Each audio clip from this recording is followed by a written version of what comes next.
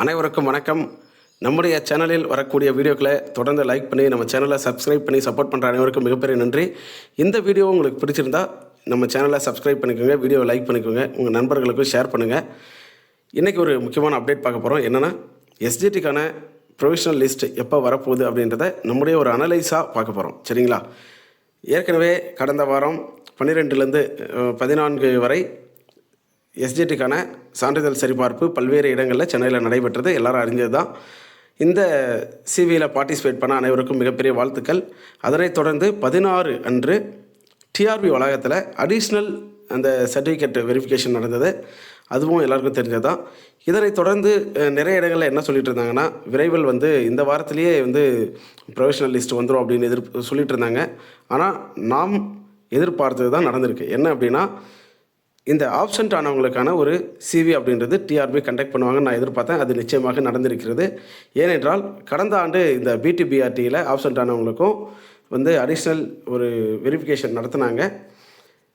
அதாவது சிவி லிஸ்ட்டில் அவங்க பேர் இருக்கும், ஆனால் அவங்களுக்கு அந்த இன்ஃபர்மேஷன் போய் சேராதனாலையோ அல்லது அவங்க ஏதாவது தவறான இன்ஃபர்மேஷன் கொடுத்துருப்பாங்க, நம்ம கிடைக்காது அப்படின்றனாலையோ ஏதோ ஒரு காரணத்தினால அவங்க சிவிக்கு வந்திருக்க மாட்டாங்க. அதனாலும் அவங்களுக்கும் ஒரு வாய்ப்பை கொடுத்துடணும். ஏன்னா அது நாளைக்கு டிஆர்பி லிஸ்ட்டை ப்ராசஸ் பண்ணி அப்பாயின்மெண்ட் கொடுக்கறதுக்கு ஒரு தடையாக இருந்துடக்கூடாது. நாளைக்கு யாரும் கோர்ட்டில் ஏதாவது போயிட்டு, சார் நான் என்னுடைய சூழல் காரணமாக நான் கவனிக்காமல் விட்டுட்டேன், இப்போ எனக்கு அந்த வெரிஃபிகேஷனை பண்ணி எனக்கு அப்பாயின்மெண்ட் கொடுக்க சொல்லுங்கன்ட்டு கோர்ட்டுக்கு யாரும் போயிடக்கூடாது அப்படின்றதுக்காக தான் இந்த ஒரு வாய்ப்பை டிஆர்பி கொடுக்குறாங்க.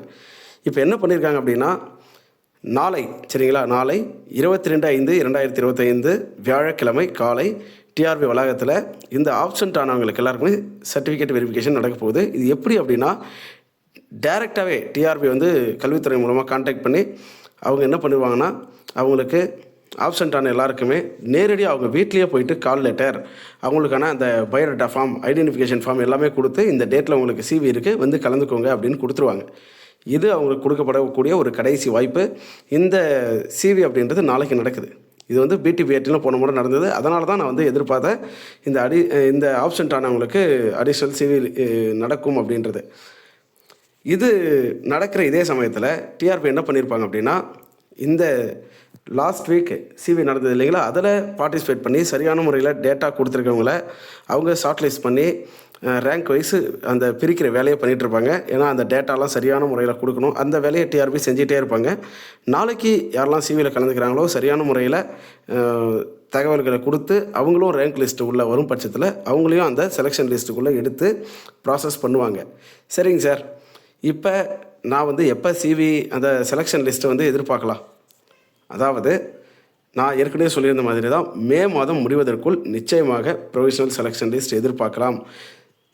சரிங்களா? நிறைய சேனலில் இந்த வாரமே வந்துடும், சனி ஞாயிறில் வந்துடும் அப்படின்றதெல்லாம் சொல்கிறாங்க. அது கிடையாது. மே மாதம் முடிவதற்குள், சரிங்களா, அடுத்த வெள்ளிக்கிழமை மே 30ஆம் தேதி நமக்கு வருது இல்லைங்களா? அடுத்த வெள்ளிக்கிழமை மே 30. ஸோ அடுத்த வாரம் சனிக்கிழமைக்குள்ளே நம்ம ப்ரொவிஷனல் செலெக்ஷன் லிஸ்ட்டை டிஆர்பியிடமிருந்து எதிர்பார்க்கலாம் அப்படின்றது நம்முடைய கணிப்பு. அதனால் ஆசிரியர்களே, நீங்கள் எந்த வித பதற்றமோ கலக்கமோ இல்லாமல் நல்ல முறையில் உங்கள் உறவினர்களோட நீங்கள் நேரத்தை செலவிடுங்க. உங்களுக்கு மே மாதம் அப்படின்றது செலெக்ஷன் லிஸ்ட் ஜூன் மாதத்தில் பணியாணை என்பது வழங்கப்படுவதற்கான சாத்தியக்கூறுகள் 100% இருக்குது. அதே சமயத்தில் பார்த்திங்கன்னா, நிறைய பேர் கன்ஃபியூஸ் ஆகிறாங்க. சார் எனக்கு இந்த மார்க்கு அந்த மார்க்கு, நான் என்ன கேட்டகிரி, நான் 100, 105, 90, 85 அப்படின்னு மார்க்கை போட்டு, சார் நான் இந்த கம்யூனிட்டி, இந்த category, Tamil medium, female, X servicemen, இது ஏதோ சொல்லி அவங்க சார் எனக்கு கிடைக்குமா எனக்கு கிடைக்காதா அப்படின்றத ஒவ்வொரு இடத்துலையும் கமெண்ட்டில் போய் கேட்டுட்ருக்காங்க. பல்வேறு யூடியூப் சேனல்களில், நம்முடைய சேனல்லையும் அத்தகைய கமெண்ட்டை நான் பார்த்தேன்.